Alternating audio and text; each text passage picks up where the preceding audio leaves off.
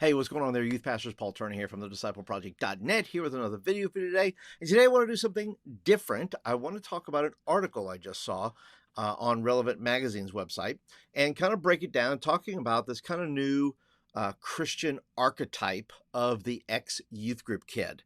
And before I break that down, though, I want to encourage you, if you're brand spanking new here today, thank you so much for hanging out with me for a little while. Be sure to hit that subscribe button down there. You get videos like this in your inbox on a regular basis. So let's go ahead and jump into this article. All right, you can see here, get ready. The ex-youth group kid is about to be a major pop culture character.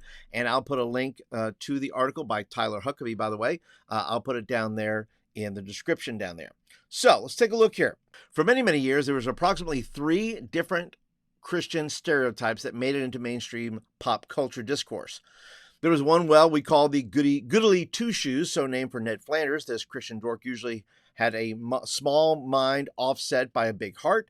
They're a little too square to know when they're the butt of a joke and would last maybe 4 seconds in a real crisis, but they're not a bad person. Next up is the fun police, the dirty dancing type Christian who has very little interest in faith, hope, and love, but lots of interest in making sure nobody is having a good time. Finally, we can't forget the pervy hypocrite.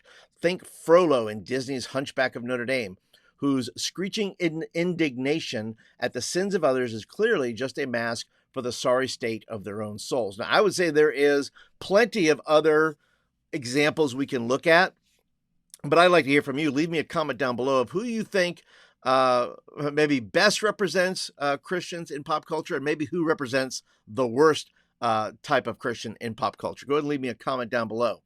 Now, we're not here to judge any of these stock characters. If you've spent any amount of time in church, you may have run into real-life variations of one or all 3 of them, but there is a new Christian stereotype on the horizon, and they're about to become a major player.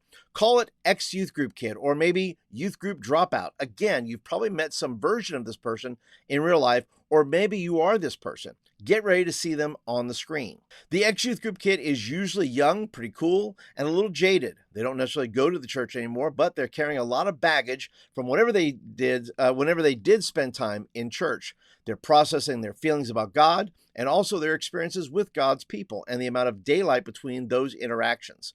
That's a on-mark statement there. They're probably single. They might be queer. Crucially, they aren't necessarily opposed to Christianity, but many of their experiences with Christianity haven't been very positive.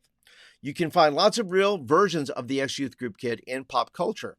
Semler has become a minor saint among legion of youth group dropouts by untangling her youth group experiences in song. Elsewhere, artists like Lucy Dacus, Julian Baker, Ethel Cain, and even sad girl music queen Phoebe Bridgers have all bled their experiences in church for some really interesting music. Jesus, if you're listening, let me handle my liquor, prays Ethel Cain on American Teenager. And Jesus, if you're there, why do I feel alone in this room with you? Likewise, Dacus reflects on her time at Vacation Bible School on VBS. You said that I showed you the light, she muses, remembering an attempt to witness to a non-Christian friend when she was young, but all it did in the end was make the dark feel darker than before. It makes sense. Youth ministry really reached the zenith of its powers in the late 80s and early 90s when a new wave of mega churches dumped huge amounts of money into full-time youth ministry, putting a laser focus on teenagers by offering them a unique experience distinct from the grown-up church. Now listen, I was in that era and I can attest, yes, those things that now I was never in a mega church, but I can remember looking at mega churches and saying, I went to all the conferences of all, every church that was doing things like how to reach more teens, how to reach the unchurched, all that stuff. And listen, results varied. You try to do a thing and you try to model it. And of course, I was younger then and I didn't really know. I thought that's the way you kind of did things.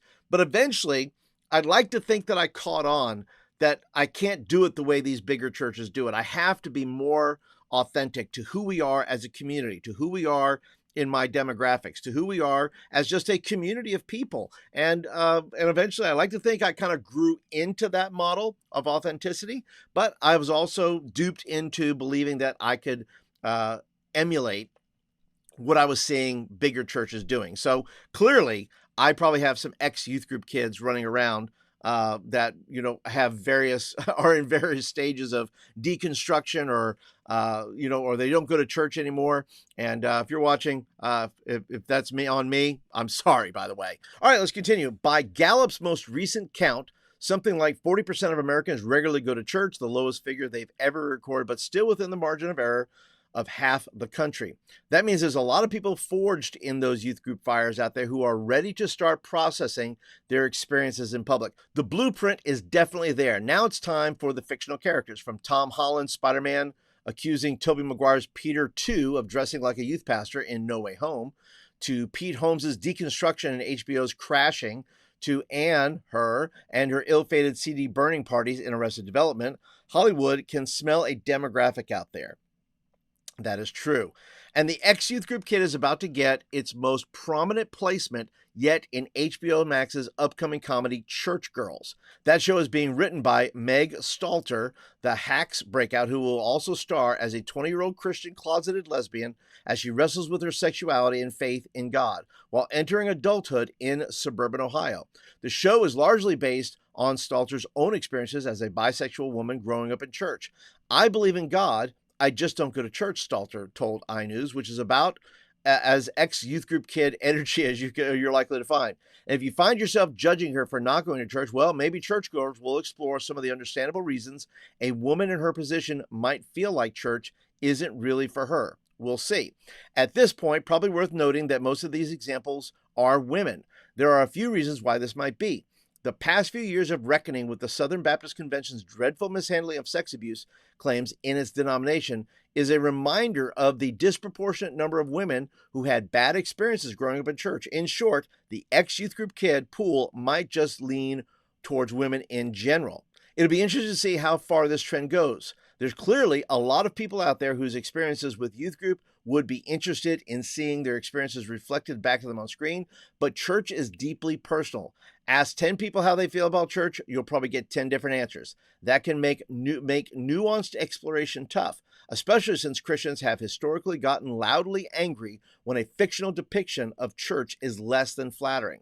But maybe the ex-youth group kid will have the discerning viewers something to think about, a window into the life of a type of person who they'd otherwise write off as backslidden, cynical, or just angry. The reality is often far more complex. Hopefully, this is a sign that those stories are about to be told. Now, I don't know how that makes you feel, but you know what? The time has come where we all, as youth pastors, have to realize that, the sins of our past catch up with us, that whatever our model of ministry was, or however we handled our business, we all didn't do a great job of it. And now we're seeing that generation come out of the church and now describing those experiences, those things that we did as youth pastors coming to the screen. So I'd like to hear from you. What do you think? Are you worried about this, that it's going to perpetuate something? Are you concerned that that the reflection you might see, you're just not going to be happy with? I'd love to hear your comments. Leave me a comment down below. Are you going to watch Church Girls? Is this something you're going to try to keep up with? And maybe I will do a little series with this where I'll just watch episode by episode. We'll break it down together. But let me know down in the comments, okay? That's it for today, guys. Thank you so much for watching. Hit that thumbs up button. Let us know you like the video and you want more of them. That's it for today, and I'll catch you guys in the next episode.